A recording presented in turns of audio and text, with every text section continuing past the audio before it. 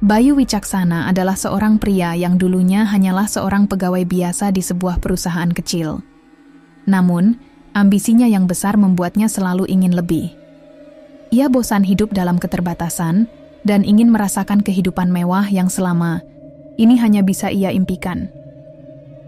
Hingga suatu hari, seorang teman lama, Harjo, memperkenalkannya pada sebuah ritual pesugihan yang menjanjikan kekayaan tak terbatas.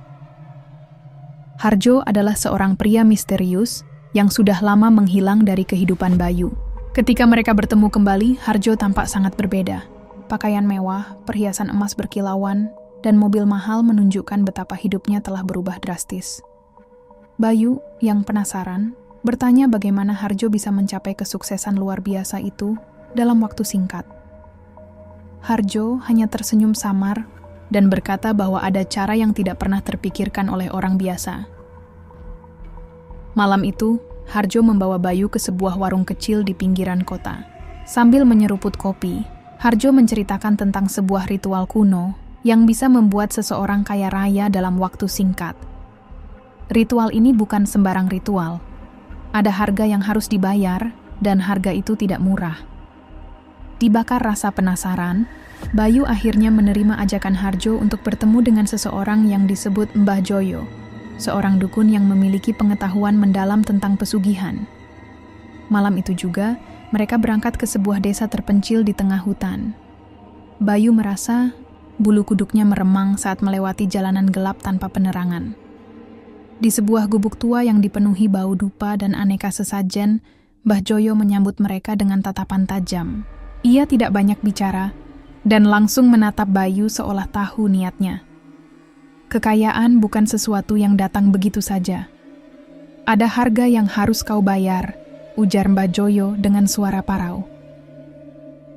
Ritual pertama yang harus dilakukan Bayu adalah memberikan tumbal nyawa manusia. Mbah Joyo tidak menjelaskan detailnya, hanya memberi perintah agar Bayu membawa seseorang yang tidak akan dicari oleh siapapun.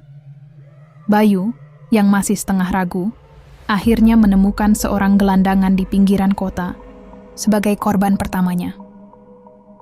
Pagi setelah ritual pertama, Bayu terbangun dengan perasaan aneh. Ia merasa lebih bertenaga, lebih percaya diri.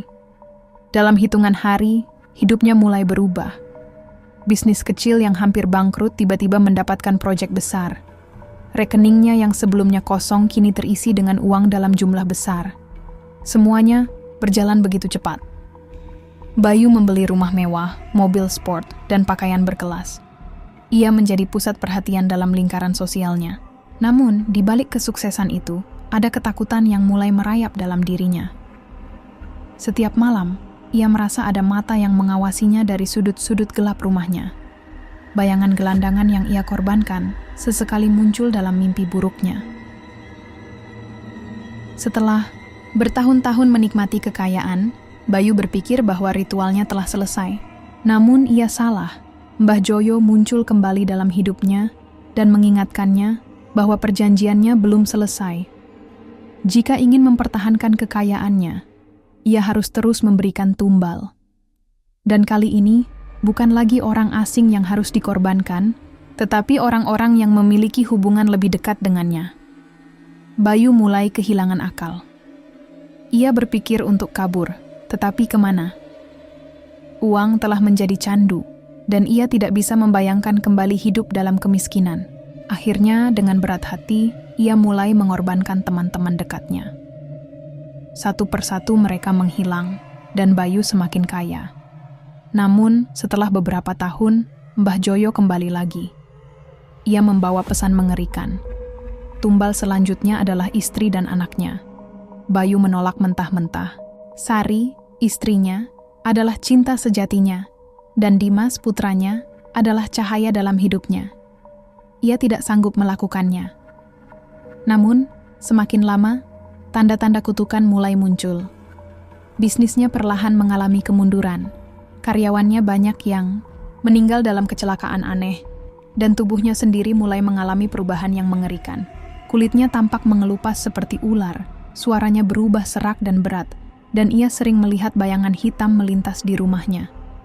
Pada suatu malam yang penuh badai, Bayu akhirnya menyerah pada nasib. Dengan air mata yang mengalir deras, ia membawa Sari dan Dimas ke tempat ritual terakhir. Sari menangis, memohon agar Bayu menghentikan kegilaannya. Tetapi ia sudah terlalu dalam terjerat dalam permainan iblis.